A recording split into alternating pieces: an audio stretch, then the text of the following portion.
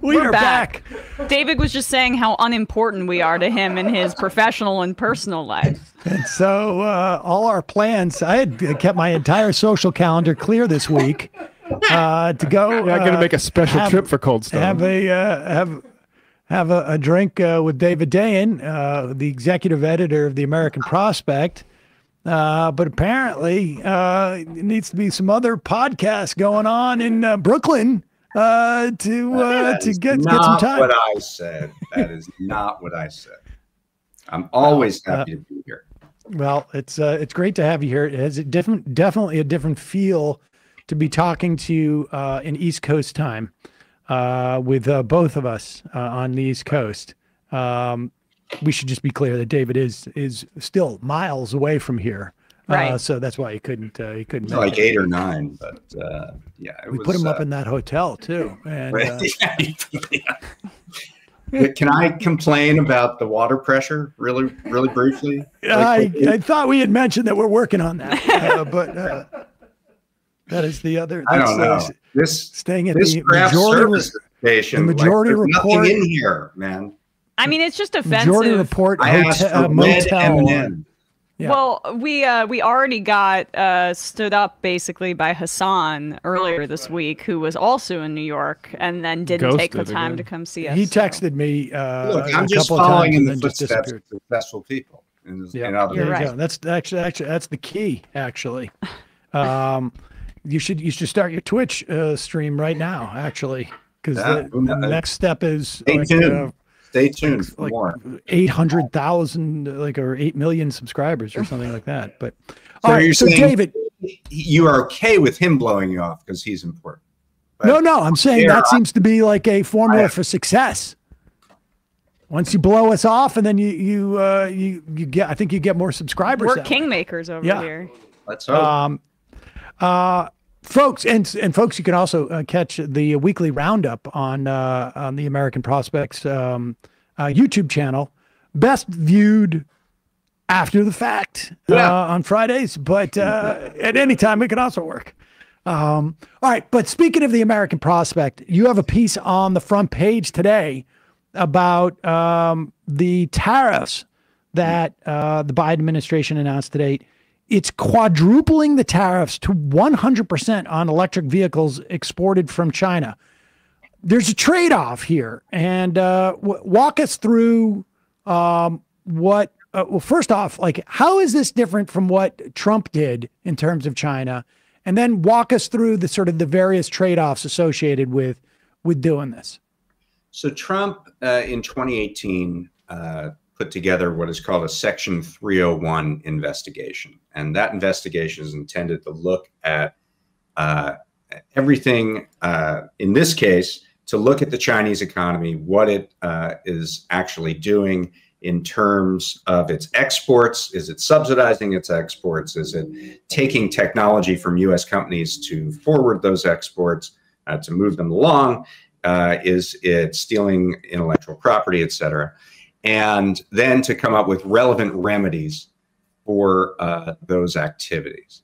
And does that Section 301 also take into account the licensing deals that his daughter's getting at any time, or is that a separate thing? Well, this was an unfinished report. Okay. Obviously, it was 2018. We're 6 years later, right? So the Biden administration finally finished this report, which obviously took a long time, and decided to go with a targeted series of remedies. Now, it should be said that effectively no Chinese-made electric vehicles are sold or are on roads in the United States. There are a few. There's a company called Polestar. If you're out in Los Angeles, you see some Polestar vehicles sometimes, and they're actually part of a conglomerate that includes Volvo, and Volvo is considering coming out with an electric vehicle that would be essentially a Chinese-made EV. So they're probably the first folks affected by this. The much bigger electric vehicle makers in China, the biggest one being BYD, which stands for Build Your Dreams. That's the biggest electric vehicle maker in the world as of the end of last year. They make no cars that are exported to the United States right now, zero. They're considering building a plant in Mexico that could maybe bring cars over. So at the moment, this is a tariff on nothing, right? Or next to nothing. But it clearly recognizes the threat. Chinese electric vehicles have been selling at a rapid pace. They've upped their electric vehicle market, almost doubling it, I believe, over the last year. And they're in a position to export those vehicles in a way that would mirror kind of the export-led dominance of the solar panel market. So 8% solar panels are made. Just specifically about those EVs, my understanding is significantly cheaper than the EVs that are produced in this country at this point. Yes. Are they in any way is essentially their capacity any different in terms of like, can they go 700 miles? They seem to be both cheaper and better. And so that begs the question, like, why are we stopping a market that could increase EV take-up among lower income folks that can't afford the electric vehicles currently on the market in the United States? That would rapidly increase decarbonization of the transportation sector, one of the biggest that you have to decarbonize if you're going to get to net zero. So why would you do this? And if you're the White House, you're sitting there and going, I just spent hundreds of billions of dollars of taxpayer money to create a homegrown electric vehicle industry in the United States. And what you're telling me is I shouldn't protect that investment and I should let it essentially go down into the garbage. And there are economic reasons why you wouldn't want to do that. And there are definitely political reasons why you wouldn't want to do that. Right. So it's basically, as you say, protecting their investment in subsidizing the manufacturing of electric vehicles in this country. But the demand has not kept up with the ability for some of these companies to create cars, electric vehicles, is my understanding. Can you just talk a bit about that dynamic, why it's not catching on, even though there are some like lucrative tax credits that people could use to buy electric vehicles? I think it's a little overblown. I think more electric vehicles were sold in 2023 than at any other year in history. It was fairly rapid growth in 2022 and 2023. There's been a mild pullback of the acceleration in 2024 thus far. It's a little weird to me that we are simultaneously saying nobody wants to buy an electric vehicle, but we definitely have to make sure that these cheap Chinese electric vehicles get into the United States. Like those things aren't logically coherent with one another. Like, isn't the big? It seems to me the big implications of this tariff on, which is not in effect, right? I mean, it's not. There's no real. It's not going to impact any actual purchases at this moment in the States.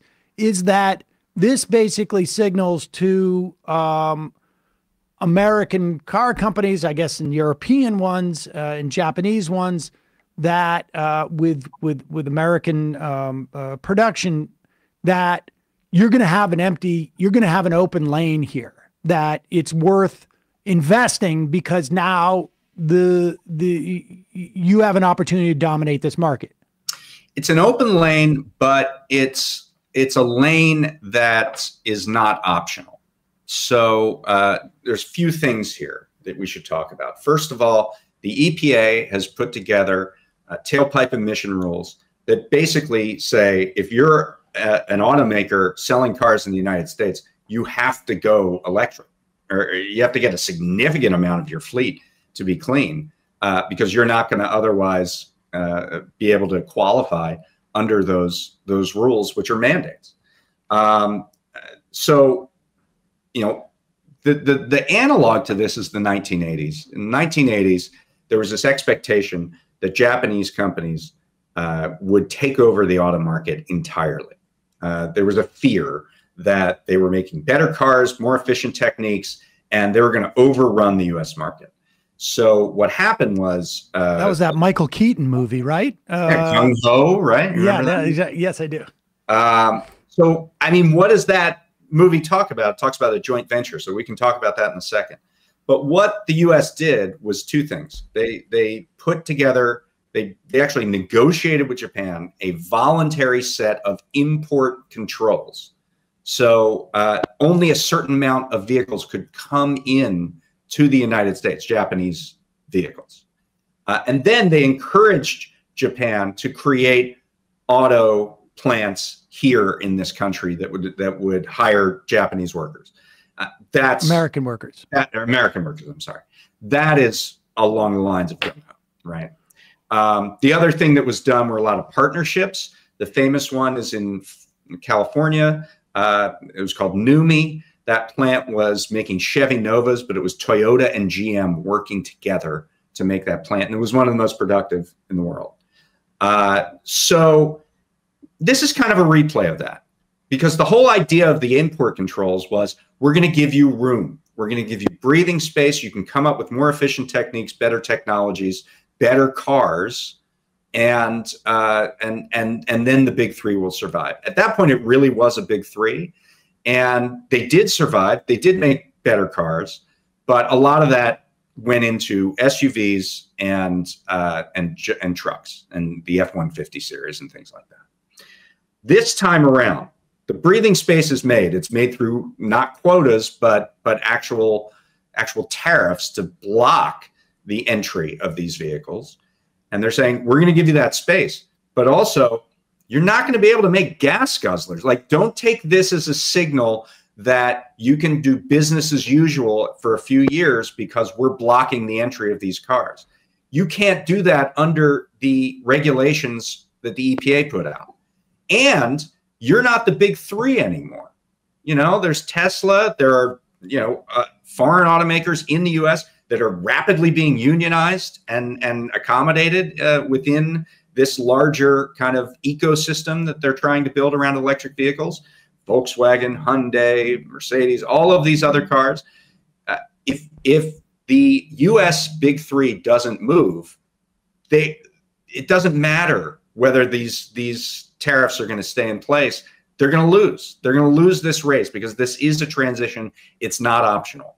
And so the fear is that the signal will be a sigh of relief and let's go back to selling the same vehicles we always have, when it shouldn't be that. It's like, no, now we have a time limited opportunity. And do you think the car companies, I mean, the American car companies, do they understand that, or are they saying like, okay, the tariffs are going to be there. Donald Trump could come in and the tariffs are going to stay. He's not going to roll back tariffs. But maybe he comes in and he basically tells the EPA, we're going to give you an extra 10, 15 years on that. I mean, he'll certainly do that, right? I mean, literally, big oil, he has asked for $1 billion bribe so he'll do their bidding. And these electric vehicle credits, the tax subsidy, they're all going to go away if Trump is elected. And so, there are environmentalists out there saying not letting these Chinese vehicles in is going to, increase carbon emissions and delay this transition. But if that's the price you pay for Biden being able to hold together a coalition in the Midwest, then clearly this is the more climate-friendly solution than allowing a second Trump administration. So I think that's an important thing to think about here. And you make the point that I guess pound for pound, our energy is cleaner than China's in terms of the manufacturing process. 100%. And I mean, you can almost see this tax as a border adjustment, this tariff, which is something that has been talked about as something to do in terms of carbon. It's an actual price on carbon. It's 100% of the vehicle. Make it cleaner. Maybe we'll come back to it. But I think there are mixed signals coming out of Detroit.